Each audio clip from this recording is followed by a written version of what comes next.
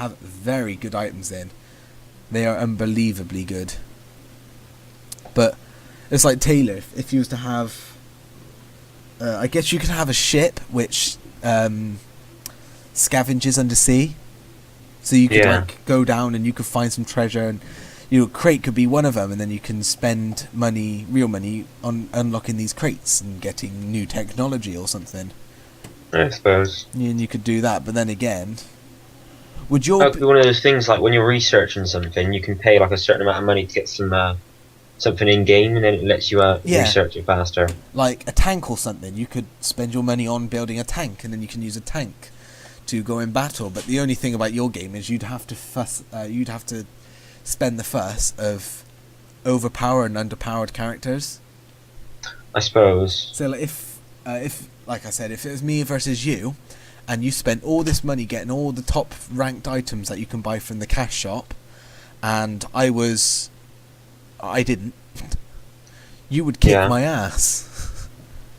I suppose. You would beat my ass over and I do that anyway, but shove your boot up it. But I mean, yeah, like it's like saying if you could have hovering ships and aircrafts and I think if you're going to do something like that, you'd have to allow people to build. I don't think I'd do anything like that. I don't think I'd go that far. I would probably do it so you can like use it to speed up the building of like buildings and units and stuff.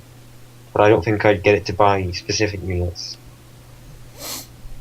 That's not a bad idea, but it's like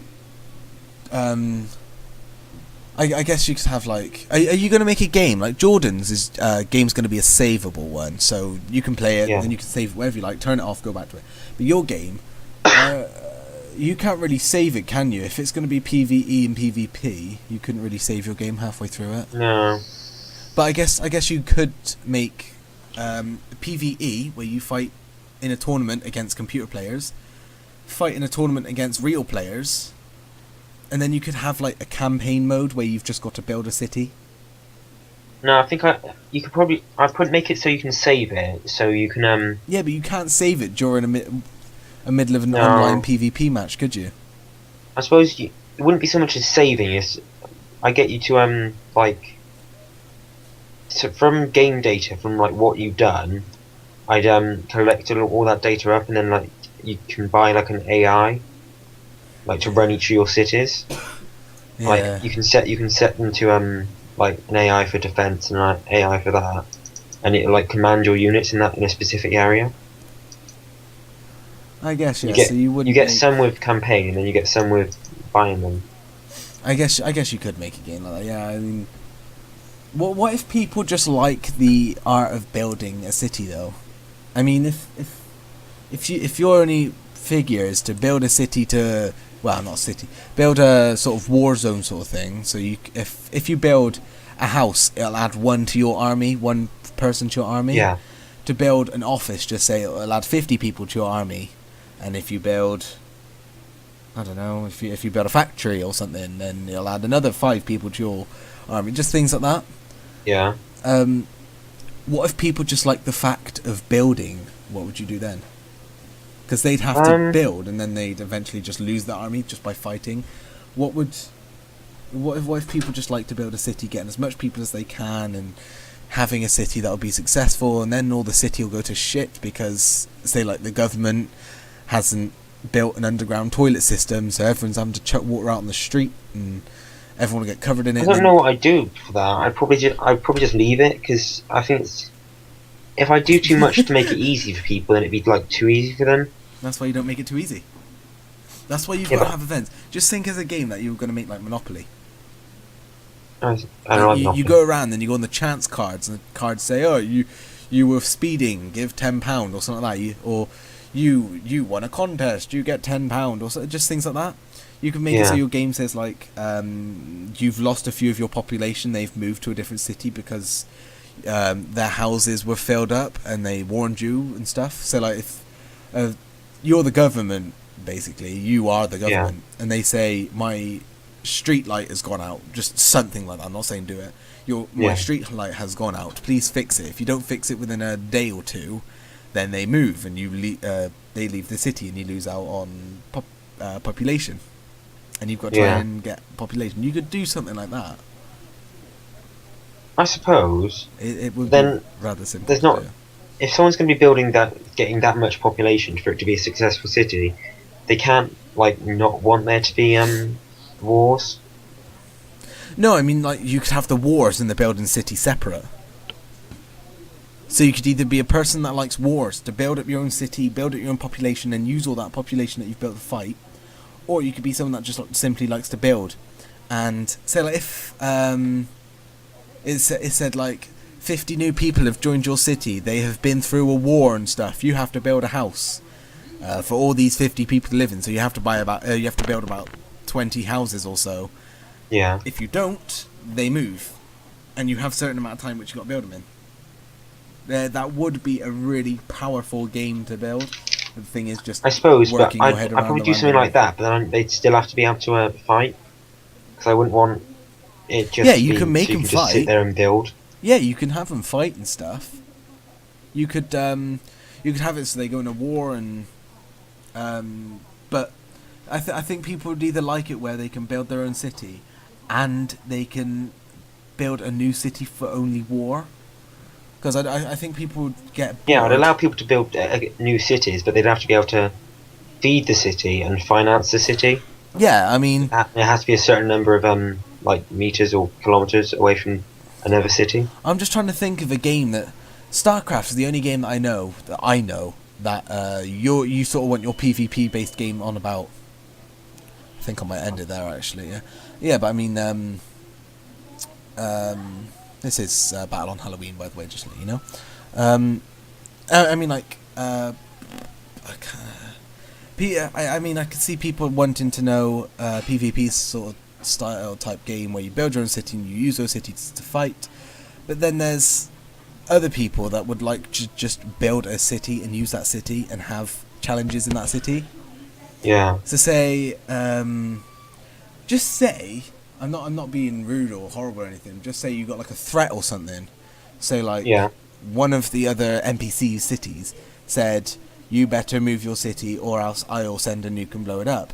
Then you've got to do something about it, and you can do different decisions. Either say, "Go on, then I let you blow my city up, and I'll build a new one," or say, "Get an army together to go fight it, or try and reason with them," and then after that, lightning strikes one of your houses and it starts catching fire to a forest, and you've got to get fire department. While over the other side of your city, because it's so big, the drainage system is blocked up, so you've got to try and send firemen over to the fire, send some people to work on the building, and then somewhere else, there's a gas explosion, everyone's in a panic, you've got to get police and fire brigade and stuff down there. It would just be a massive game for you to work on, but I would love to play a game like that. I think it's one of those games that unless you're like a hardcore gamer, it's not going to be for you. To be fair, if that game was given to me, any game like that was given to me, I wouldn't like it. Why not? Games like, I guess I could play Anno, but I get bored of it. But to have a game where it's so challenging, where you'd have to quickly move out your city over there, move some firemen over there, wait, you need them over here first because that's more important than that over there.